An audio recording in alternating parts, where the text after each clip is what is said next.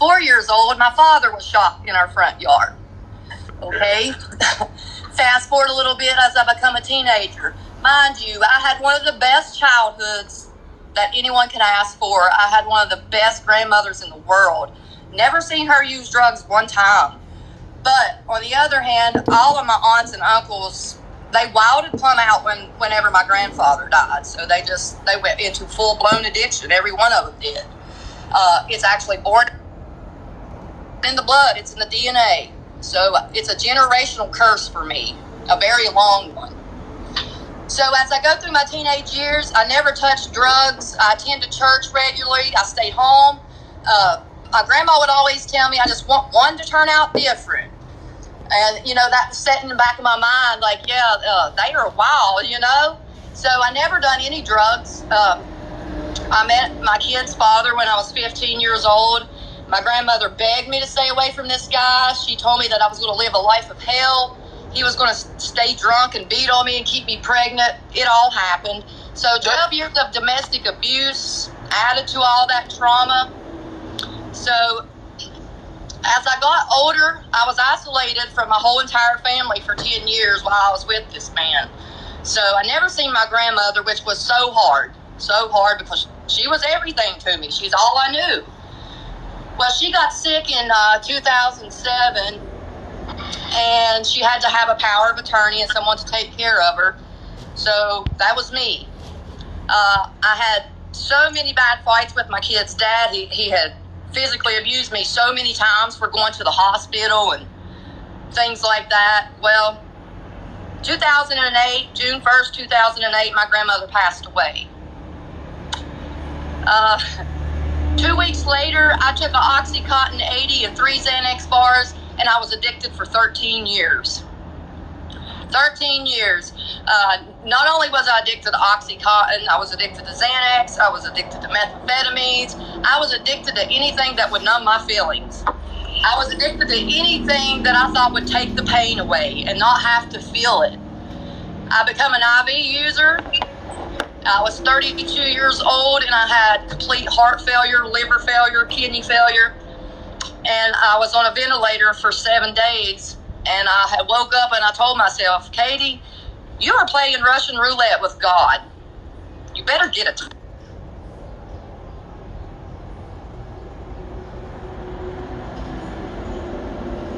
Got sober for a couple years and remarried, and then my husband was murdered.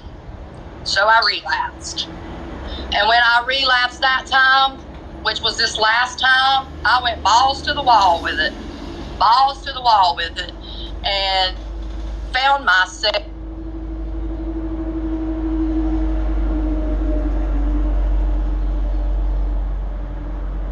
in my heart that I would not be sitting here right now if I didn't ask God to help me. If I did not move out of Boone County, I had to leave the entire place. I had to leave everything in it, all the memories, all the people. And when I say this, guys, I had to even leave my children. And I'm still not talking to one of my children, and it's probably the hardest thing that I've ever endured. But, I always done things ass backwards, and I always got clean for someone else, my kids mainly, and I relapsed every time. Every time. So this time I said, I've done this twice already, and I failed. Because the first time that the people that I was doing it for throw negativity or hurt at me, I went and got high. This time I done it for myself, and I've been clean for 1 year and 2 months and 27 days today. Praise God. Praise God. Now, when I first started my recovery, I was in cannabis recovery. I'm a firm believer in a plant medicine. I don't judge anyone by the recovery. Hey, if it's bringing you from where you was, praise God. Do your thing. I have started detoxing off marijuana 6 days now. And when I say this with so much joy, because I was a cannabis user since the time I was 12 years old. I have severe PTSD. I have bipolar. I have so many mental disorders. And I was so worried about not being able to eat. not being able to sleep or anything, the mind racing. And I just prayed. I prayed for God to just take it all away from me. And the first night that I didn't have any marijuana, I slept all night. And I got up and I had such joy. I've not had one craving. I've ate fine and I've slept fine. Awesome. and you know, it's, I don't even know how to explain it, but I have such peace now. And that's something that I've searched for the last 15 years. It's just a little bit of peace, and God's gave it to me. He really has. There is so much more trauma in my life, but it digs deep, and I don't think I'm ready to dig there yet. But one day we'll get there. One day we'll get there. In April, I'll have 2 years clean, guys. In April, I'll be a recovery coach. I'll be a recovery coach in April. And, you know, I just want to be a light, to give back, you know, to help my fellow people out of hell. Like, people need to stop judging us addicts. Like you bringing your kid out of pits of fire. You know what I'm saying? I'm horrible at reading comments. I just jabber and I don't say anything. I want to know if you have any questions for me, Eddie. Someone told me to let you ask questions. Well, me ask questions. How? Let's see. Well, I got 450 up here. All right, almost 500 people. So, first of all, I want to let you know that I got 450 people over here that are telling you that they're proud of you and that they love you, that you are so inspirational and you got this. Okay, there's for 400 people over here that when you love, okay? I love all you guys. Like, you guys are what keeps me going. You know, and I want to say this. I was watching your live earlier, and I've been following Gabby also. And the worst thing that you could do to someone trying to get clean is telling them that they're high. Yeah. Don't do that shit, guys. Don't do that shit, because all you're doing is breaking them back down to go back. Right. Encourage them, lift them up, be a light. Like, God is love, guys. Stop being like that. Like, hey, the haters motivate me now, but you know, when I first started this, I was the same way. I was like, damn, man, do I really want to do this? Like, right. They thinking I'm still getting high, like I might as well just get high. Me too, bro. Like, I stopped putting my recovery on TikTok. I stopped being a recovery creator because I had so many people that claimed to be in recovery and everything that started talking ass shit about me. Like, yes. Like, and I got 10 times more the hate because of my family documentary. I mean, guys, if you haven't seen that documentary, you need to go watch it. It's nothing but drug use and all kinds of chaos. And I get it. But hey, people do change. People do change, you know? And I've caught in so much hell, but, you know, the first few months I was just wanting to cuss everyone out and, you know what I mean? Just be like, but, you know, you learn and you grow, you know, and you learn to deal with people like that because they have nothing better to do but bring you down. Don't let that happen. Let it motivate you. They're asking me what the name of the documentary is. The Wild and Wonderful Whites of West Virginia. Wild and Wonderful Whites of West Virginia. Boone County. Hey, I got a homeboy named Chase Elkins from Boone County. That's my friend. What? Are you joking? Are you joking? No way. We grew up together, bro. Bro, that's crazy. That's my dog. That's like, man, we were in treatment together in Charlotte, North Carolina. That's awesome. That's my dog. Boone County. That's my boy. You know what I mean? He growed up in the same holler I did. That's awesome. Yeah, really, yeah, man. He was, man. Some of his story, man. He told me some real crazy stuff too, man. And I'm telling you, Boone County is a whole different world. You know, it was nothing but coal fields, and when the coal companies shut down, everybody went to drugs. Everybody.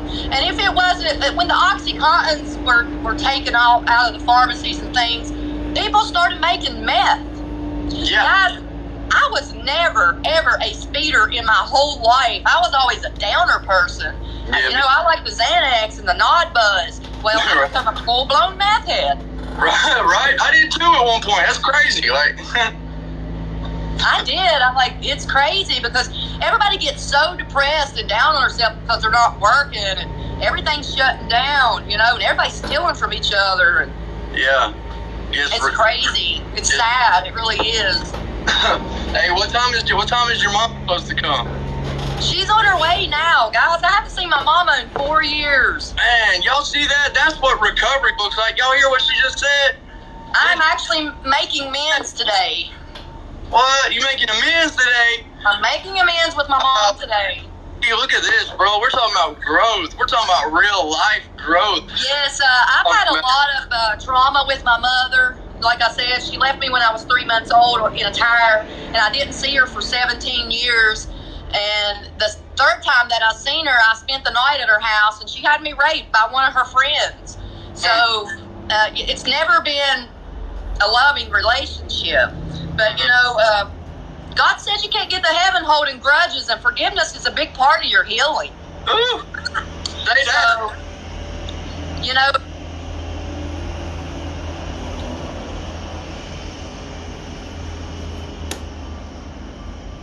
God's moving, you know, 'cause I didn't have to reach out to her. She actually reached out to me, and this is actually her second trip here. She missed me the first time I was at church, so she came back 2 days later. So Awesome. That's awesome, man. Look, Katie, there's 400 people over here that are telling you that they're so proud of you and that they love you. Thank you so much. Like, bro, you killed it. Thank you so much for coming in. that's just a little part of it. You know, sometimes God just leads us to say what we need to say. Sometimes we don't need to dig deeper or go farther. Right. I'm actually going to sit down and write my whole entire life story. And I'm going to share it one day. I'm just not ready to dig that deep, you know. I'm just getting all my emotions back and stuff. Yeah, it's been 15 months, but I'm still healing. Right. And it's been almost 2 years, and I'm still trying to, you know, take down these walls brick by brick. You know what I mean? Like, I understand, Yes. man, and it don't happen overnight. And we gotta, the healing comes with time, man. And there was a lot of healing that took place today, and there's gonna be even more healing take place whenever your mama comes. And I'm so proud of you for this. I'm so proud of you for everything that you got going. I'm proud of you. I appreciate everyone coming and listening, guys. Look, if you think that there is no hope, just look at me. Look at Eddie. There's thousands of us. And if I'm going to say this, if anyone ever needs to talk, DM me. I will give you my personal phone number. I don't give a shit what time, day, night, whatever. In addiction, out of addiction, whatever. I don't care. I will reach out to you with no judgment. Because I know what it's like just to need someone to talk to. Right. That's awesome. Katie, I love you, girl. I'm so proud of you. I'm gonna get my family ready for the day and whatnot. But thank you so much for this. And everybody on my team, y'all make sure that y'all are following Katie. All right, make sure y'all keeping up with her journey. Thank you so much for Thanks this. for having me, Eddie. My whole team loves you. I'll talk to you soon, okay, girl? God bless. You guys. Man, see, that's why we do this, you guys. That's why we do this, y'all. That's why we let people tell their story. Man. Did y'all hear? That's so inspirational what she's got going on. That's so inspirational. She's making amends today with her mother. You hear that? How beautiful that is, man.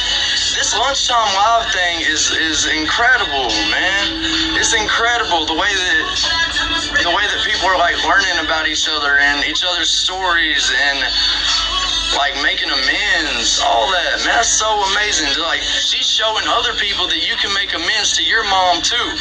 You heard what her mom had done to her, and she's forgiving her. So what are you really, that makes you think, what are you really holding a grudge? What are you really holding against your mom? Think about that, man. Those of you who aren't in a good relationship with your mom, think about what that girl just said in my live, man.